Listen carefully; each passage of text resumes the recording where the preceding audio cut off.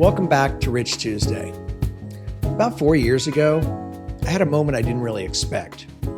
I had just gone back into tech after teaching for a few years. That decision alone says a lot because I really loved being a teacher. But I went back to that job, the one I never really liked, because I knew what it meant. It meant I finally had to get serious about retirement. So there I was in my first week back, and I logged into my Fidelity account, something I hadn't really done in a long time. I remember it was winter, and so it was dark early. The house was quiet because the kids were gone, and Dana was out at a fitness class, I think. So there I was, just me sitting at the desk, looking at the numbers. And I added everything up. And I remember the exact thought at that moment. Holy crap. I'm supposed to have $1 million by now. And I have maybe a quarter of that total. And that gap, it didn't just feel big. It just felt unfixable, totally unfixable.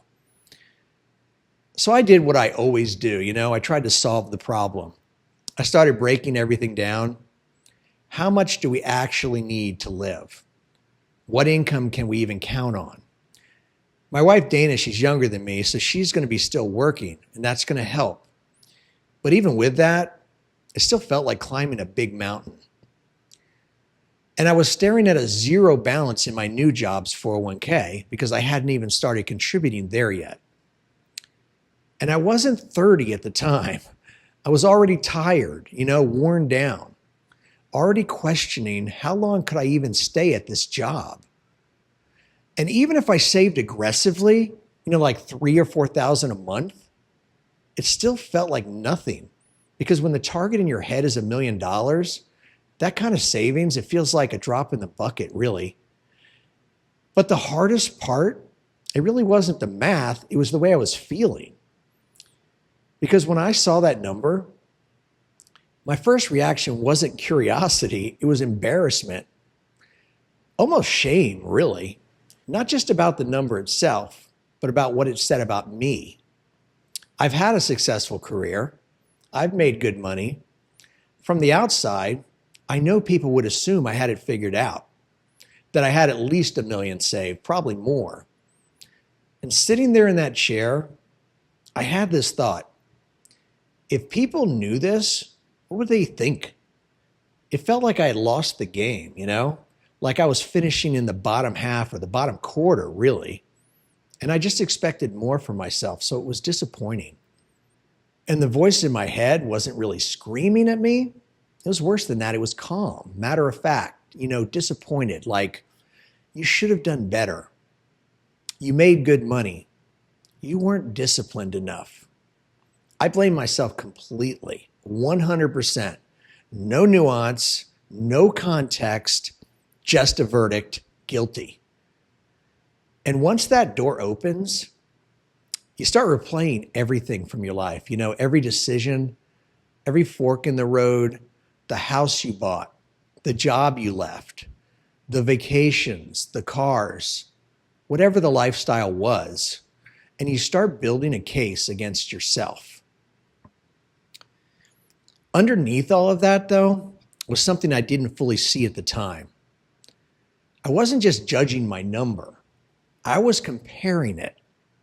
I was comparing it to an imaginary version of my own life, a version where everything went right? There was no divorce, no detours, no years spent doing something that didn't maximize my income, no interruptions, just a clean, optimized, perfect financial path. And of course, in that version, I'd have more. I'd have a lot more.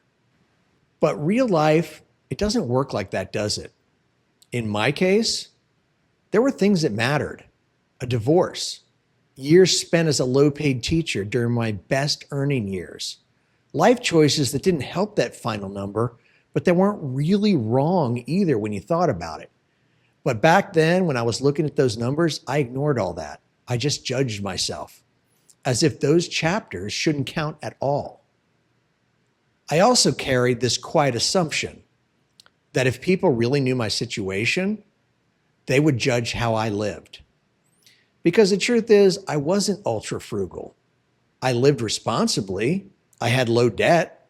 I saved the whole time. I always had a strong emergency fund. I was contributing to my 401k consistently. But I also bought cars, took vacations, lived a comfortable life. And part of me felt like if people saw the full picture, they'd say, well, there you go. That's why you're like this. This is why you're in this situation.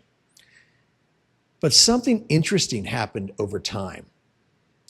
Not immediately, not in that moment. It took a few years, but about 3 years into that tech job, when the numbers finally started to look respectable again, not amazing, believe me, but not embarrassing anymore either. Only then did I allow myself to step back and reconsider the story I was telling. And I realized I'd been asking the wrong question. I was asking, did I hit the number I was supposed to hit? But that question assumes something that really isn't true. It assumes I spent 40 years trying to max out that number. And I didn't, not even close. That was never a goal. My real goals were different. Support my family, handle setbacks, stay afloat, make it through without pain and suffering, basically. And when I looked at my life through that lens, a different question emerged. Not did I hit the perfect number, but given the life I actually lived, how did I do? And when I answered that question honestly, the answer changed. Yeah, I think I did okay, Because here's the part I was missing, and maybe you are too. We're not fair when we judge our lives. We remember every mistake, every missed opportunity, every bad decision. But we forget the stability we created, the disasters we avoided, the years we kept things together. And at the same time, we compare ourselves to other people without seeing their full story. We see the surface and we just assume the rest. So when we get to the end and we look at that number, it's so tempting to treat it like a final grade. But it's really not. It's just one data point from a very complicated life, a life with complexity. Life is hard, and it's easy to forget that. There's going to be setbacks, trade-offs, and conditions that force you to compromise. And sometimes to make choices that don't optimize for a huge retirement account. At the end of a long career, it's so easy to look back at that number and feel like you passed or failed. But life isn't a perfectly controlled experiment. It's more like a card game. Some hands are better than others. We know that. Some rounds go your way, some don't. So maybe the real question isn't, did I hit the perfect number? Maybe it's this. Given the cards I was dealt, did I do okay? And for most people who showed up, kept going, made it to the finish line in decent shape, the honest answer is probably yes. Thank you so much for watching. If you enjoyed that, please subscribe. I'll see you in the next one.